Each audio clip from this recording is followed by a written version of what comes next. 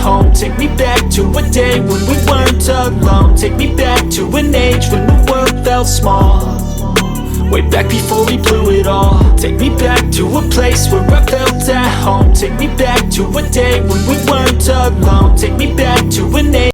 Halo guys, berjumpa kembali dengan saya Andi Wadanam. Oke guys, gimana kabar kalian semua guys? Semoga kalian dalam keadaan baik saja ya, dan sehat selalu. Oke, hari ini saya baru selesai memvaksin entok di kandangnya Manurul ya guys. Oke, kita perkenalkan dulu ya guys, biar teman-teman pada kenali.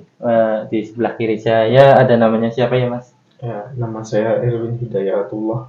Oke, di sebelah kirinya Nurul Komaria. Oke, ya, Mbak Nurul sendiri yang punya ownernya di kandang ini ya. Kemarin kan Mbak Nurul sempat terkena MB ya, habis pulang dari kontes Jogja. Itu penyebabnya kurang tahu ya dari mana, dan hari ini Mbak Nurul untuk biar tidak kandang-kandangnya terserang semua, akhirnya Mbak Nurul mau vaksin ya, mencoba divaksin ya satu kandang ini. Gimana Mbak?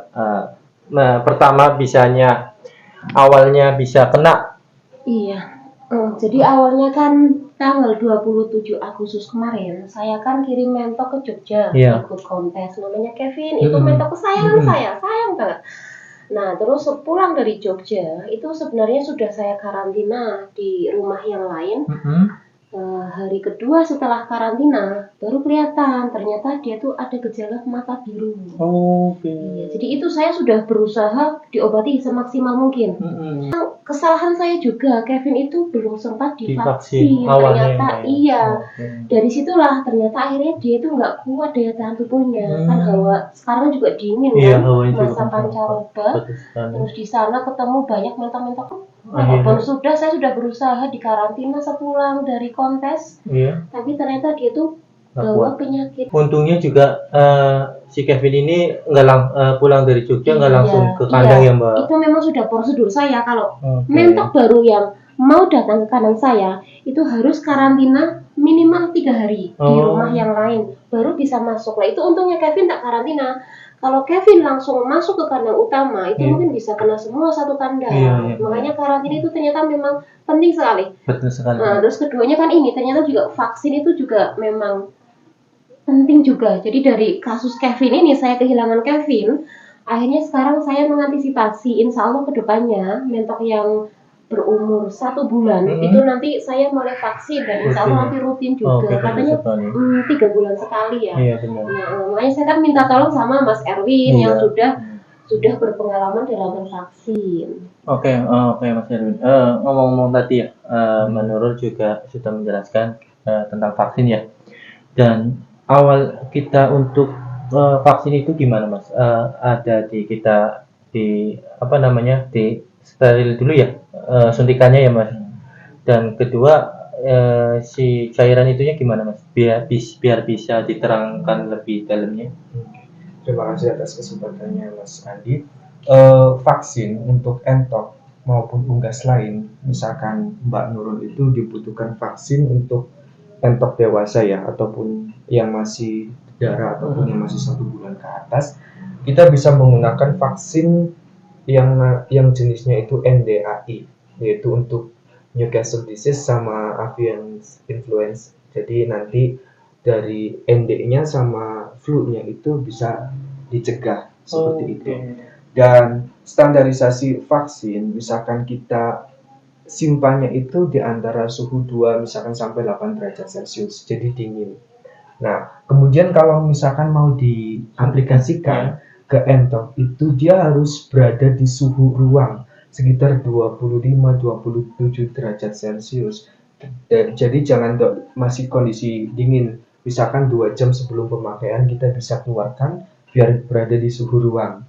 Ya, kemudian baru kita menggunakan injektor atau alat suntik itu bisa menggunakan yang Scorec itu yang ada pengukurnya ataupun manual itu pun bisa.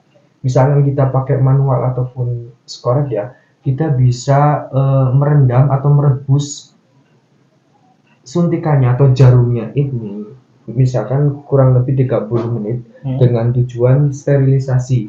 Oke. Jadi kalau misalkan kita nggak sterilisasi terlebih dahulu, nanti akan terjadi peradangan di entok, biasanya seperti itu. Jadi kita nyuntik karena kotor atau nggak steril, biasanya terjadi peradangan. Mungkin ada beberapa teman kita yang pernah mengalami di bagian, dia nyuntiknya di bagian leher ataupun kepala belakang, tapi kemudian timbul yang namanya benjolan. Iya, itu kenapa? Nah, itu yang namanya peradangan dari alat suntik itu. Si vaksin tetap masuk, tapi kadang efek lainnya itu ada.